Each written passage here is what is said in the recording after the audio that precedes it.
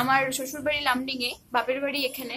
তো আমি একটু অসুস্থ কারণে আমার হাজবেন্ড আমাকে এখানে ডাক্তার দেখাতে নিয়ে এসেছিল।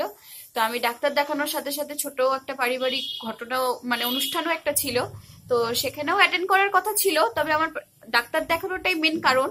হ্যাঁ, তো সেই সব তো আসছিলামই, আমি ভালোই আসছিলাম। তারপরে হঠাৎ আলিপুরদুয়ারের আগে কামাখ্যাগুড়ি স্টেশনে হঠাৎ আমি তন্দ্রাচ্ছন্ন অবস্থায় হঠাৎ করে বুঝতে পারি কেউ আবার ব্যাগটা নিয়ে নেমে যায়।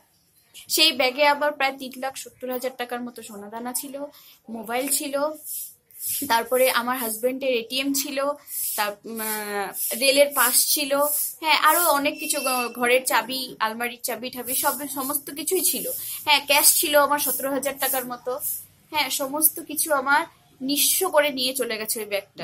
আপনি কোন কম্পার্টমেন্টে ছিলেন? আমি ছিলাম এসিতে, B2 62 63 আমার সিট নাম্বার ছিল। তো যে লোকটা নিল সেই লোকটাকে কি আপনি ট্রেনের মধ্যে আগে বা আগে না, আগে আমি দেখিনি, আগে আমি একবারও দেখিনি তাকে।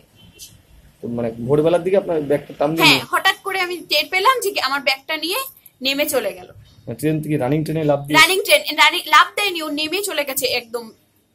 আচ্ছা, তাহলে কোথা থেকে এলো লোকটা কিছু বুঝতেও পারেননি? না না, আমি কিচ্ছু বলতে পারি না।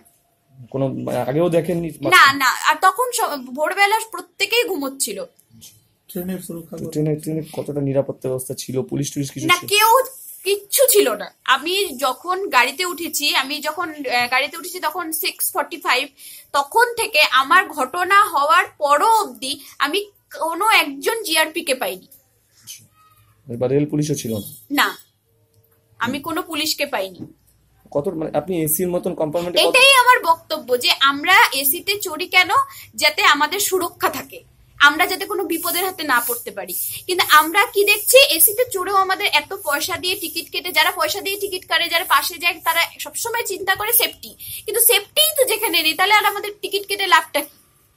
আমাদের তাহলে এসিতে চড়ে লাভটা কি যদি এরকমই অবস্থা হয়? আজকে আমার হচ্ছে, দুদিন পরে আরেকজনের হবে, এইভাবে চলতে থাকবে, আর এই ব্যাপারে কোনো প্রশাসন কিচ্ছু ভাববে না।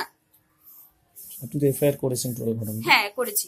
পুলিশ থেকে কি কোনো আশ্বাস এখনো পর্যন্ত কিছু দিয়েছে? বলেছে ওনারা দেখছে, আর আমি বারবারই বলছি, আপনারা মানে প্রত্যেককে বলছি এই ব্যাপারে একটু জোর দিয়ে দেখা দরকার।